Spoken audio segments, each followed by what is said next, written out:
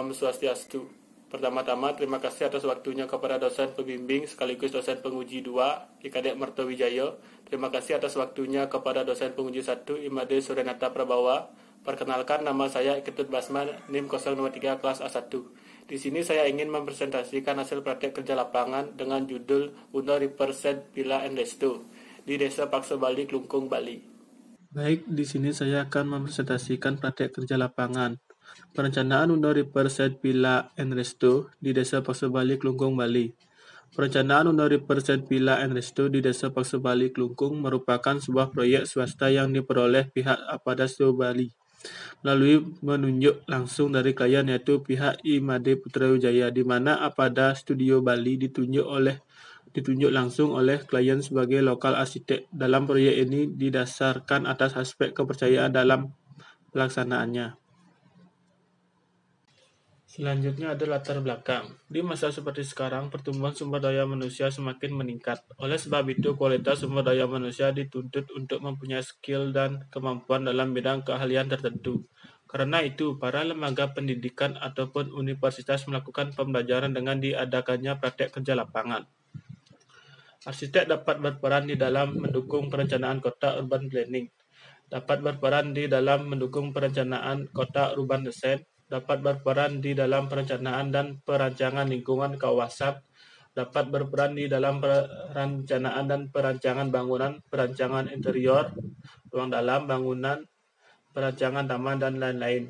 Praktek kerja lapangan merupakan salah satu mata kuliah yang sudah terangkum di kurikulum Fakultas Teknik dan Perencanaan yang dimaksudkan untuk memberikan kesempatan kepada seluruh mahasiswa untuk dapat melakukan pengamatan secara langsung untuk terjun ke lapangan, sehingga nantinya dapat menjadi bahan acuan untuk menambah dan melengkapi wawasan dalam konteks membuat making arsitektur.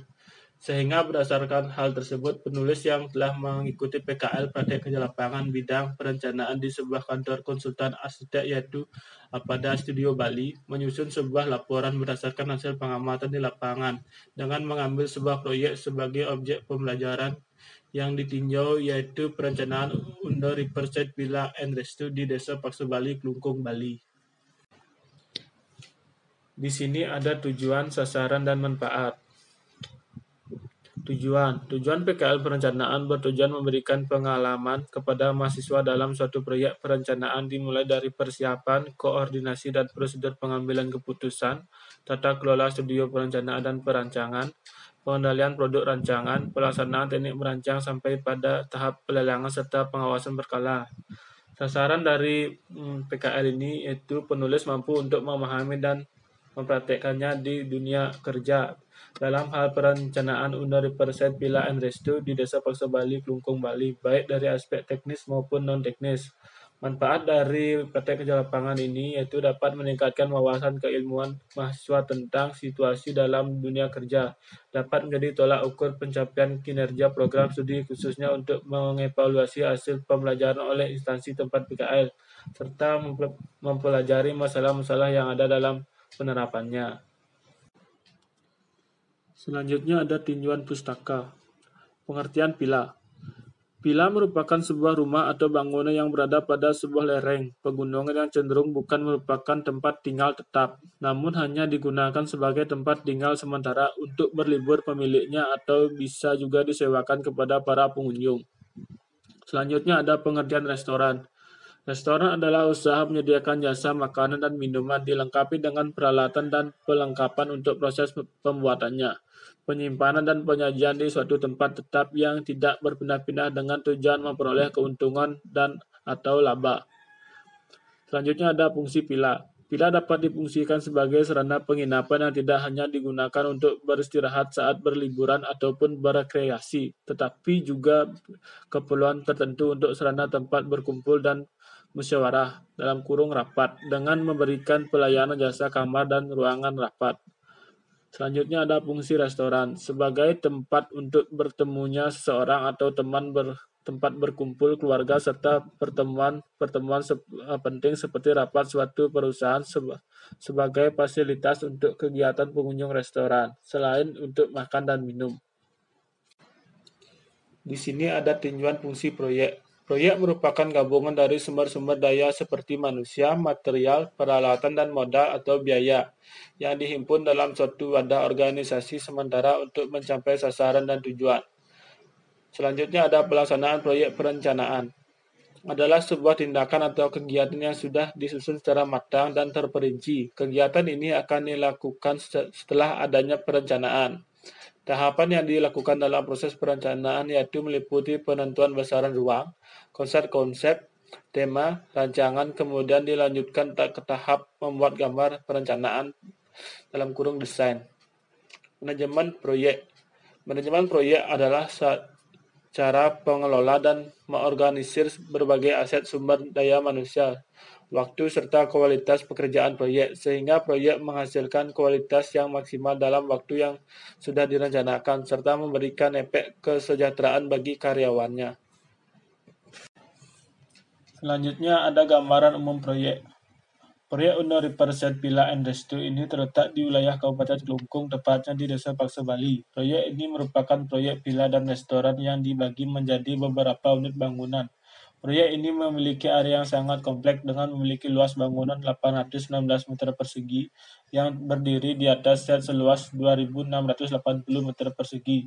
Proyek ini terdiri dari 7 unit villa, 2 resto, kitchen, dan spot view. Proyek Uno Riverside Villa and Resto juga terdapat swimming pool pada area depan.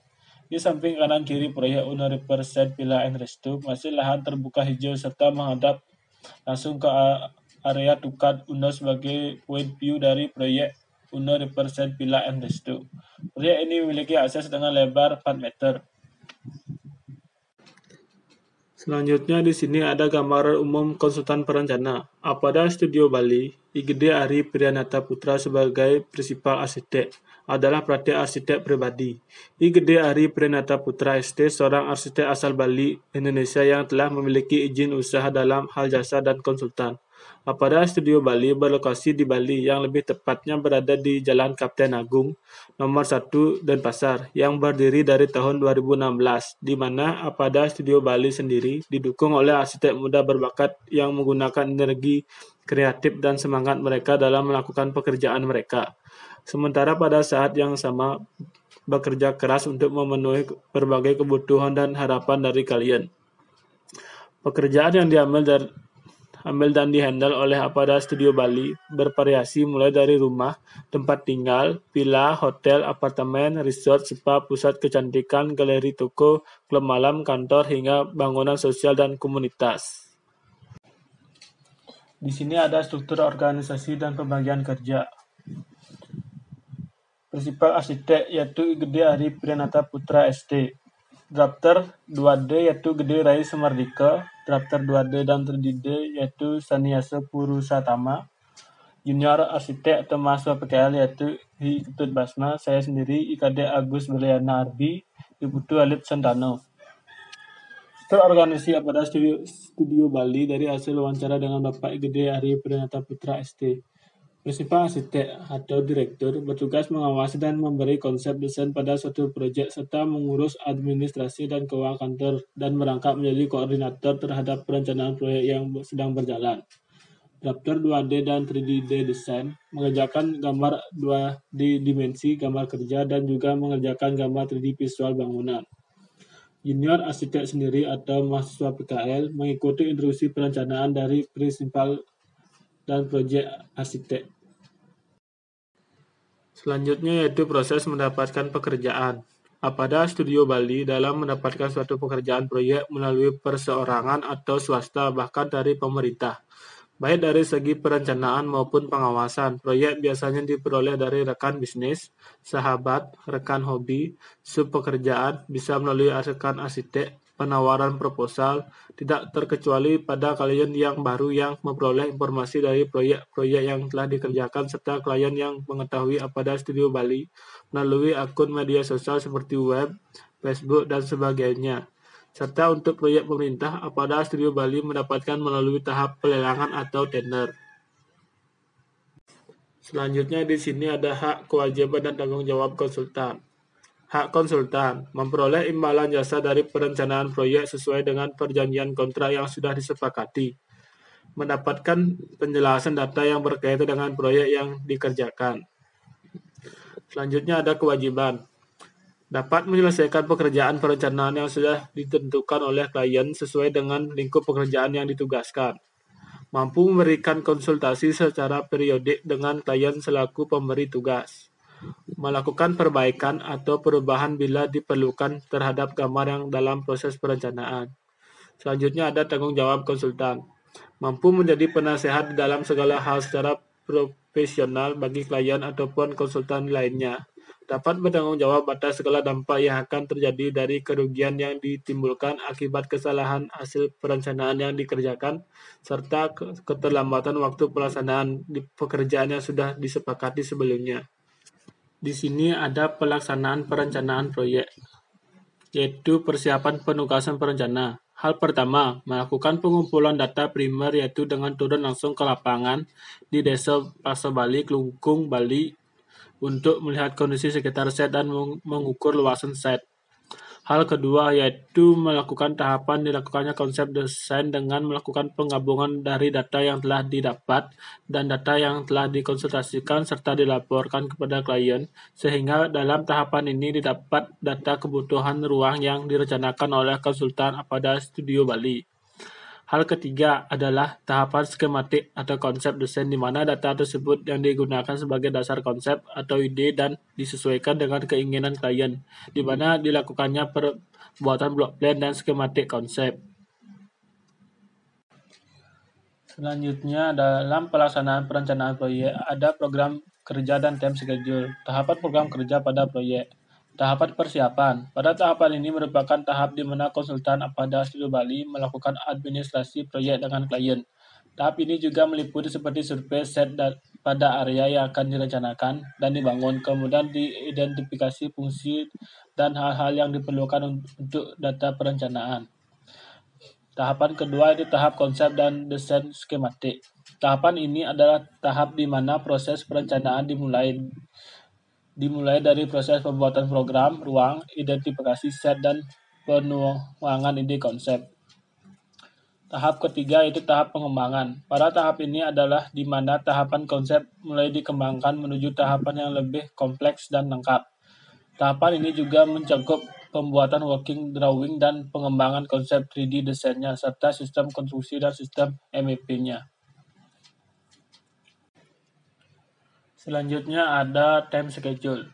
Time schedule perencanaan under Riverside Villa and Resto ini memerlukan waktu kurang lebih 6 bulan yang dimulai sejak minggu ke-1 bulan April 2020 dan direncanakan selesai pada bulan Agustus minggu ke-3.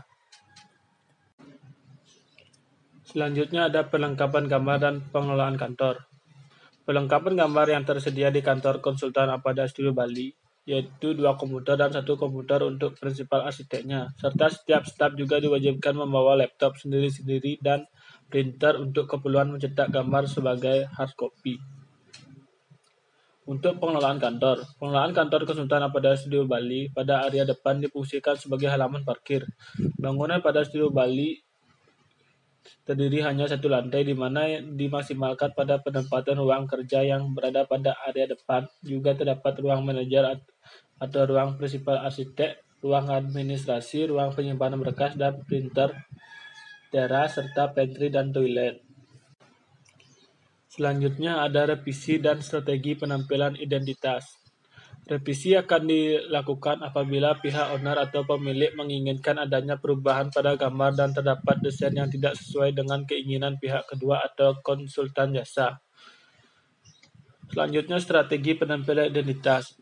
Strategi dalam penampilan identitas pada Studio Bali ini dengan cara menampilkan logo pada Studio Bali pada beberapa tempat yang berhubungan dengan pemasaran seperti area depan kantor, kop kerja yang digunakan pada hasil gambar perencanaan dan kop surat-surat administrasi. Selanjutnya di sini ada tahap konsep prarencana. Pada tahap konsep prarencana ini, dalam perencanaan under Riverside Villa and Resto, kegiatan dimulai dengan menuangkan konsep desain yang dituangkan pada sketsa manual. Pada tahap ini dilakukan pertemuan antara prinsipal arsitek dengan owner. Selain sketsa tangan, arsitek juga membuat block plan sebagai acuan dari penempatan ruang nantinya. Bisa untuk menentukan penempatan bangunan dari perencanaan owner per set villa and resto sebagai area yang privat, semi maupun area publik. Di sini merupakan tahapan lanjutan dari konsep prarencana, di mana setelah menuangkan ide dalam bentuk sketsa sederhana, selanjutnya dituangkan ke dalam skematik desain yang disebut dengan tahap pengembangan desain, yaitu berupa floor plan. Dengan luas lahan yang dirancang adalah 2.680 meter persegi, yang dimana akan terdapat beberapa fungsi dalam lahan tersebut, diantaranya area villa dan resto. Di bawah ini merupakan floor plan dari proyek Uno Riverside Villa and Resto yang terletak di Desa Paksa Bali, Kabupaten Kelungkung, Bali. Bisa kita lihat dalam gambar floor plan 2D CAD-nya, yang di kotak merah itu area villa dan yang di kotak yang berwarna hijau itu area restonya. Selanjutnya di sini yaitu tahap pengembangan rancangan. Tahap ini merupakan penyempurnaan dari tahap konseptual desain, dan tahap ini terdapat section, elevation, dan 3D visual. Agar mengetahui proporsi bangunan, sehingga pada tahap ini dimulai ditentukan secara umum konsep bentuk bangunan, jenis dan warna material, serta konsep interior pada bangunan. Udah represent villa and resto. Pada tampak set ini, pemilihan bahan atap menggunakan alang-alang, di mana disesuaikan dengan permintaan owner sendiri lebih banyak menggunakan material alami. Untuk masa bangunan villa, pada dinding menggunakan cat warna putih, serta pada bagian resto didominasi material kayu dan bambu. Selanjutnya di sini yaitu tahap membuat gambaran section, potongan AA dan BB. Pada penggunaan material, cenderung menggunakan material alami yang soft dan tidak terlalu mencolok seperti batu alam, kayu cat putih, konkrit, dan dek kayu. Pada area penutup atap menggunakan atap alang-alang, dan lantai pada dinding outdoor maupun indoor menggunakan dek kayu, sehingga bangunan outdoor represent villa and resto ini lebih alami dan tropis. Pada proyek ini menggunakan kuda-kuda atap material bambu yang disesuaikan dengan keinginan owner. Pada area restoran menggunakan plafon ekspos, di mana prinsipal arsitek ingin memperlihatkan kuda-kuda bambu itu sendiri. Di sini yaitu tahap lanjutan pengembangan rancangan. Tahap selanjutnya yaitu membuat gambar 3D modeling eksterior maupun interior pada proyek Uno Riverside Villa and Resto, dengan bertujuan untuk mengetahui proporsi dari bangunan baik dari besar masa serta proporsi ruang. Pada bangunan Uno Riverside Villa and Resto ini menerapkan konsep tropikal, di mana pada bangunan terdapat penghawaan alami dan pencahayaan alami dengan menggunakan bukaan pada setiap ruangan.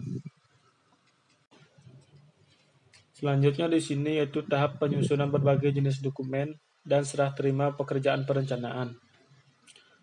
Pada tahap penyusunan berbagai jenis dokumen ini, yang digunakan pada saat tender dan IMB, yang akan termasuk dalam dokumen ini adalah arsitektur drawing, construction drawing, MEP drawing, rencana anggaran biaya atau RAB, dan lingkup pekerjaan yang dikerjakan oleh konsultan Apada Studio Bali adalah pekerjaan arsitektur drawing dan working drawing. Selanjutnya untuk construction drawing dikerjakan oleh konsultan struktur, dan untuk MEP drawing dikerjakan oleh konsultan MEP yang bekerja di bawah kontrol konsultan Apada Studio Bali. Setelah semuanya selesai, maka dokumen tersebut akan dijadikan sebagai dokumen untuk penerbitan IMB, serta selanjutnya setelah dokumen tersebut akan ditenderkan untuk kontraktor. Selanjutnya yaitu serah terima pekerjaan perencanaan.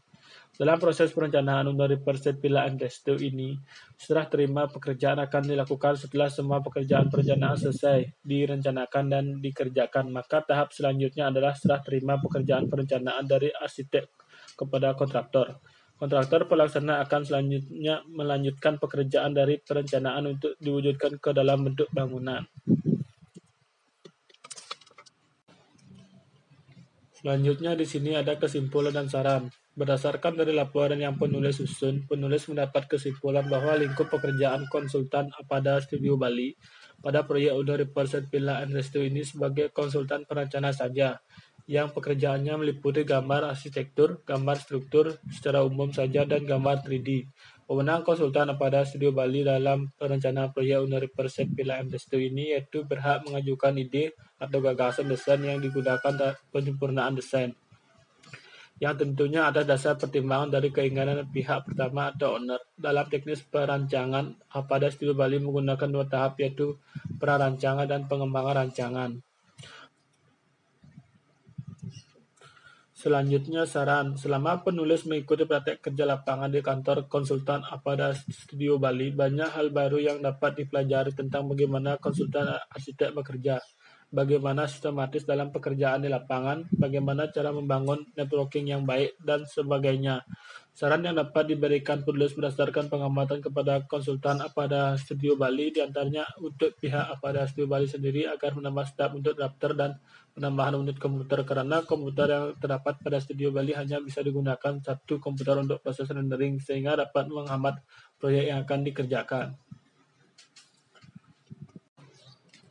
Sekian presentasi yang bisa saya sampaikan. Apabila ada salah-salah kata, saya mohon maaf. Terima kasih.